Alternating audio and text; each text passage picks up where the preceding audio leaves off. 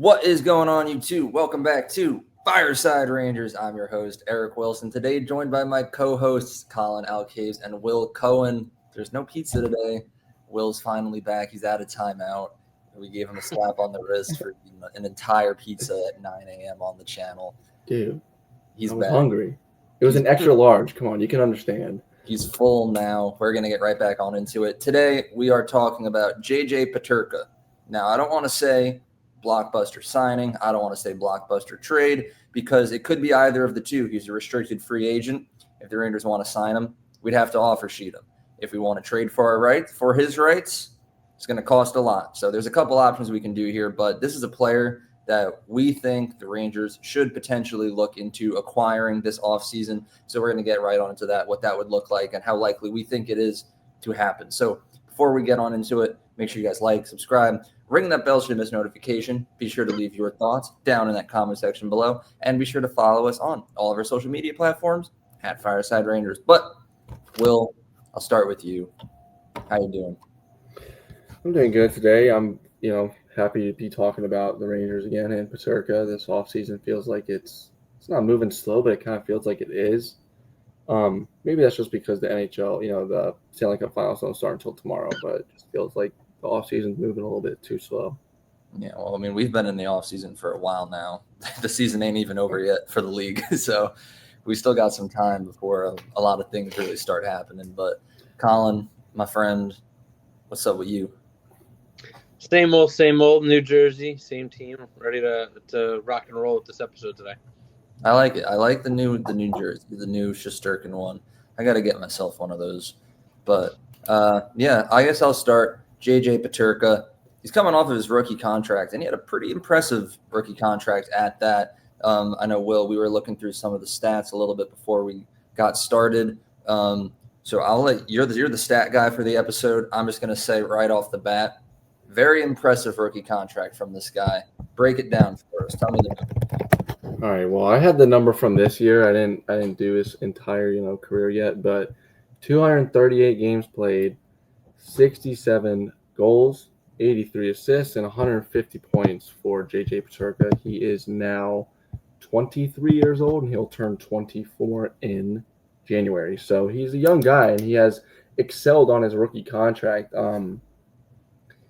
So, I mean, yeah, no offer sheet because he's probably going to be making more than closer to $7 million.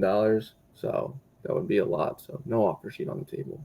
The offer sheet sounds scary. And, for those watching that don't really know how the offer sheet works, basically Buffalo still owns his rights. Any team around the league has the chance to offer Peterka a contract. Buffalo then has the chance to match that and keep him. And if they don't match it, depending on how much the team offers him, has to compensate Buffalo. I know we were looking at it before. It's like if his contract reaches like $11 million and Buffalo doesn't match it, compensation is 4 first-round picks. So the more you give him, the more expensive it gets. Obviously, I don't think he'd be making $11 million annually, probably around the 7 or 8 range, which you mentioned, Will, but that's still going to cost a lot. So yeah, I feel like the only way to get him, though, is going to be an offer sheet or to trade for his rights, which then we would have to send players as a package over to Buffalo, which might be a little bit better. But, Colin, you haven't had the chance to speak yet. What are your thoughts on Peterka, and why would you want to see him be a Ranger? JJ Peterka is a very, very interesting player.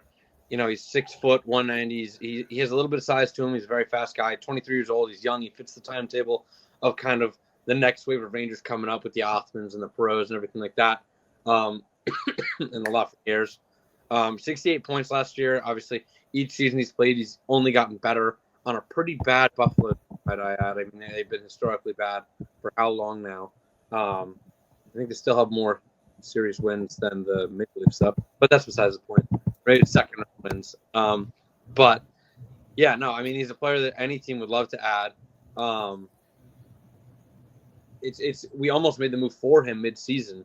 The only thing that would really, for me, would have to happen before would have to be Kreider would have to be moved most likely because he is a left winger, and on the left wing right now, I'm looking at the depth chart. You got Panarin, you already have Othman, and you're trying to get him into the show and in the top 6 every game.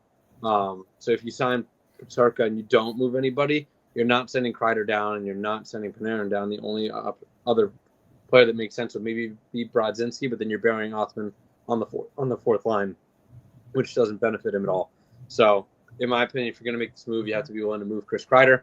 I know Buffalo is very interested in a player like Chris Kreider. I have a friend who's from Buffalo. We talk quite consistently, and he was willing to do a trade, something of that effect, obviously with a couple picks from our end. But, I mean, to lock up a player like that for $7 million for long term would be the dream. Very, very, very unlikely that you see most players hit age 23 coming off with stats like this on such bad teams and have the potential to add them and have them be, a part of this core and be able to lock them up like we did with Loft, and have that contract age very nicely. So, he's definitely an intriguing player, but it depends on what it takes to get him, what you have to give up, and then both compensation-wise and then monetarily-wise after the fact. I agree. I would love to see this kid be a Ranger, but unfortunately, it's going to be a little difficult. I am looking at Puckpedia at the moment, looking through NHL offer sheet rules and everything explained. Now, here's the thing, right? Will brought up the point that his salary might fall around $8 million. Now, there's, like I mentioned before, there are different ranges for what the compensation would be. The one range that would fit in would be between $7 million and $20,000 and $9,360,000. Okay, so like between 9.5, really, just rounding. The compensation for that would be a 2026 first round pick, a 2026 second round pick, and a 2026 third round pick. I think this is the tier in which Cole Caulfield fell in a couple of years ago. Now, unfortunately, the Rangers don't have a 2026 second round pick, so they are ineligible to make an offer sheet in this tier. So their options would have to be pay him less or offer him less, which ranges between $4.6 million and that lower $7.02 million, in which the compensation is only a 2026 first and a 2026 third. The Rangers are eligible to do that. Problem with that is you offer him that little, super easy for Buffalo to match that, right? Alternative option is offer him even more, okay? And that next range above that one, we are also not eligible for now that I'm looking at it. So if you want to offer sheet him, you either got to go super cheap, like we said, and have it matched, or you go to the very highest tier, which is at or above $11.7 million annually, which is more than what Panarin makes, which is the 4 first-round picks in the next 5 drafts starting in 2026. That's the next one that we're eligible for. And as Will just mentioned in our private chat, the Rangers potentially will not have our 2026 first either if we end up giving that to Pittsburgh. So as far as the offer sheet route goes, I don't know if this is possible. Well, I will say, if we're playing and not checkers here, if we do the offer sheet, then like I said, you're going to have to move Kreider anyway. Yeah. So I'd like you can get at minimum a second-round pick back for Kreider.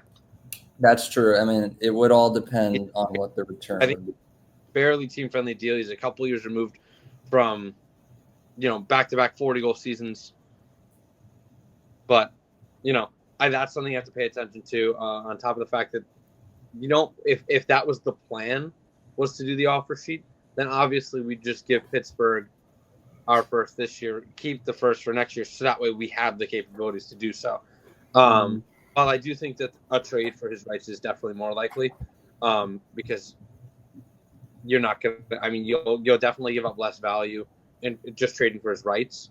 I think you could convince him to do the 7 because you're allowed to talk directly to him and his agent at that point, right? If you're offer sheeting? That I am unsure of. I don't know if you can negotiate during that process or not, though. I mean, I think you send. He has to accept. But I think you send it to the Sabres, and they can accept or decline. I think.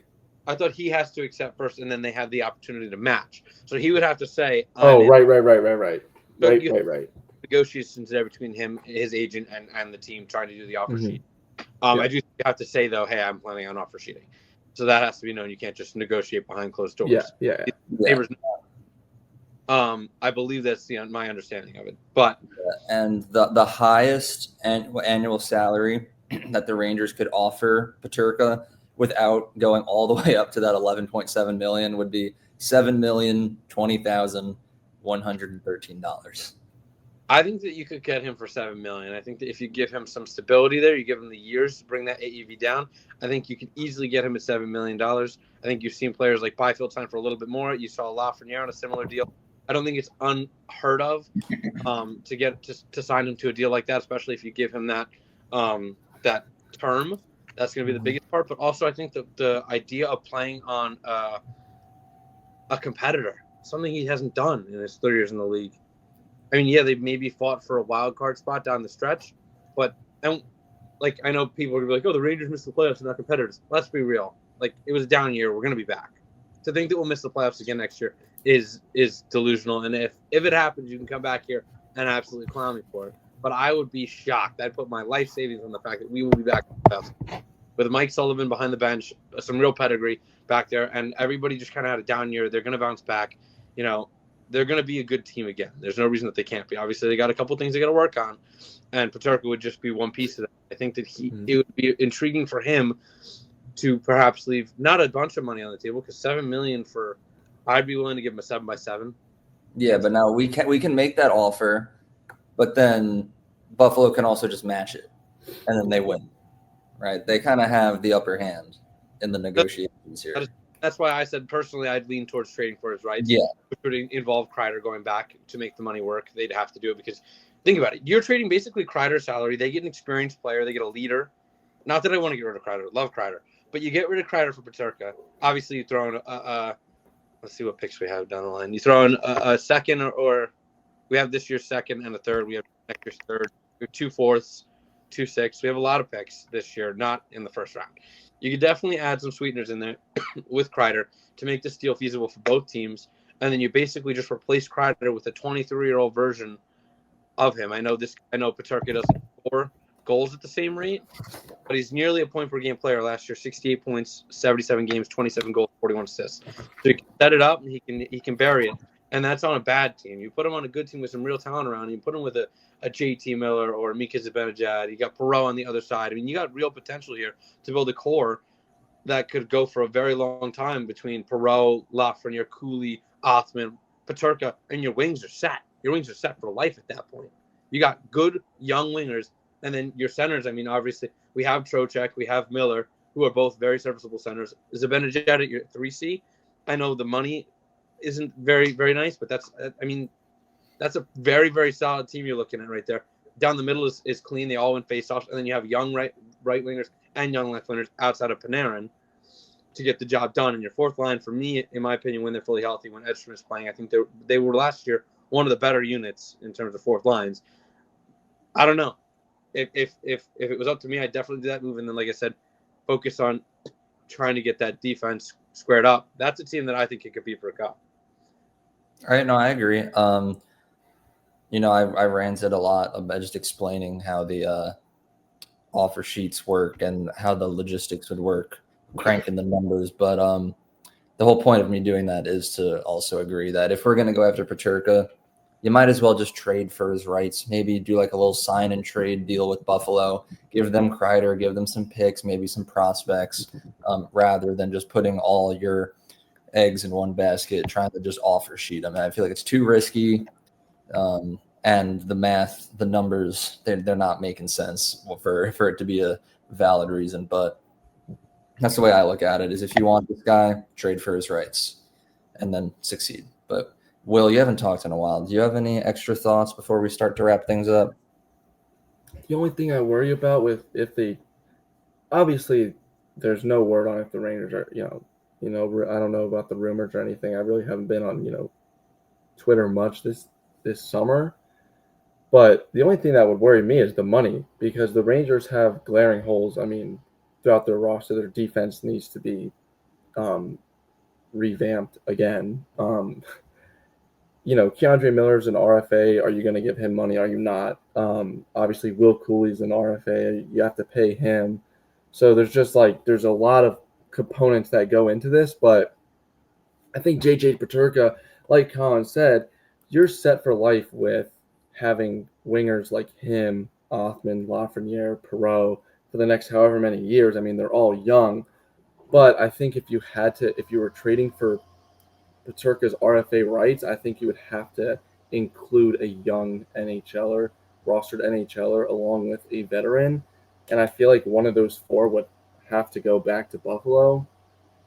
So the only thing that would concern me is the money part. But It's funny. NHL GMs can make it work, obviously, but it's just a lot has to happen for it to be able to fit under the cap, along with getting other pieces for your defense. No, of course. And it's funny that you say that, too, because I was just thinking about it. I was going to say they're definitely going to want a younger player, and you actually read my mind with that. Obviously, Kreider and picks isn't going to be enough.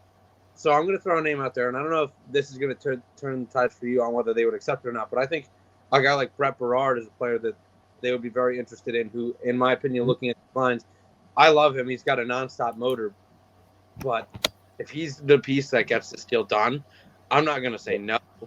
And there's not really a whole lot of lineup space with him if you're going to run. I mean, Carrick's playing every night. Just looking at this fourth line right now, because he's not getting in the top 9. At this point, he would only slot in the fourth on the fourth line if it was to happen. And Edstrom's going to play if they re-sign him, because they also have to re-sign him. Oh, right. Yeah, no, I forget that you have to re-sign all these young guys. I didn't know. Zach Jones, Matt Rempe needs a new contract. There's so many things that. There's so many things that have to go into this. It's just like, are they going to be able to fit it under the cap and sign these guys? Because Will Coolie, I think, is a name that is a potential offer sheet. And if the Rangers don't have the cap, then he's 100% going to get poached. Mm-hmm. So it's like there's just a lot of different – like, obviously, I would love JJ Peterka. I think he's a phenomenal young player, and he would really help this – like – obviously, Panarin's going to come off the books soon, and Kreider's going to be off the books soon, saying not.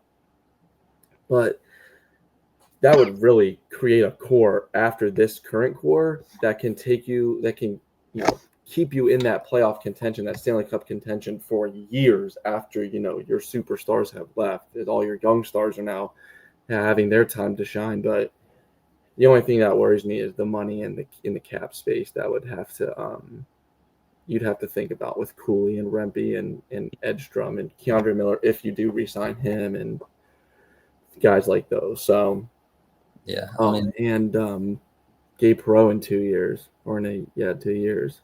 Yeah, this isn't one of those acquisitions where we can just sit here and be like, offer him this much and then this is where he'll play, or just trade for him.